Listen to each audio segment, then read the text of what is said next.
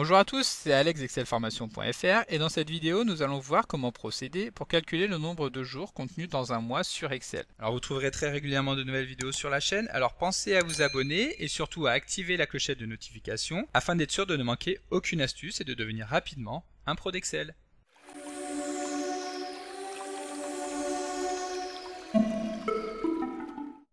Comme d'habitude, le support de secours est disponible dans le lien que vous trouverez dans la description de la vidéo et je vous invite fortement à le télécharger pour pouvoir réaliser les opérations en même temps que moi. Alors nous disposons ici d'un tableau qui reprend les 12 mois de l'année avec le numéro du mois qui correspond et une cellule située juste au-dessus dans laquelle nous allons venir saisir l'année sur laquelle nous allons vouloir calculer le nombre de jours de chacun des mois. Cette cellule, qui est située aux coordonnées B6, porte le nom de tiret année, ce qui nous permettra de pouvoir récupérer la valeur de cette cellule de manière très rapide.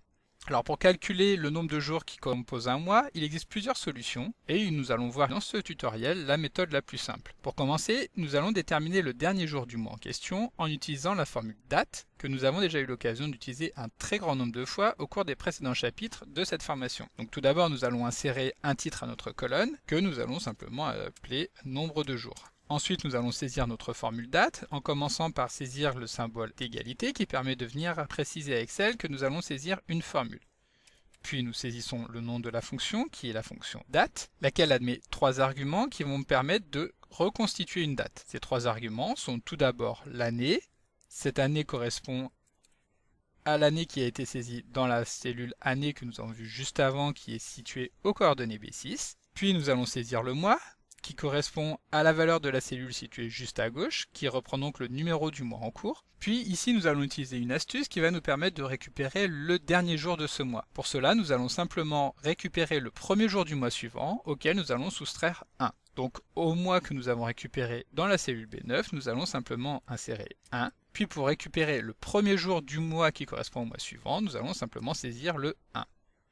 Cela étant fait, nous allons récupérer la date qui correspond donc au premier jour du mois suivant. Donc ici, nous allons avoir le 1er février de l'année 2019. Et pour récupérer le jour situé juste avant, nous allons simplement soustraire 1.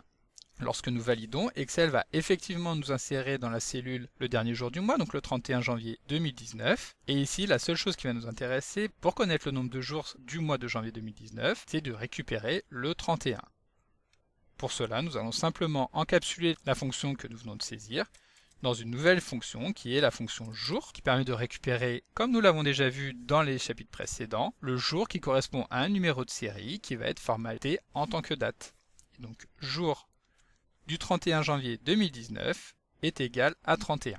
Alors ici, étant donné que juste avant nous avons saisi une date, Excel a appliqué un format de type date à la cellule. Donc pour récupérer un formatage de type numérique, nous allons venir saisir un format prédéfini, par exemple le format standard.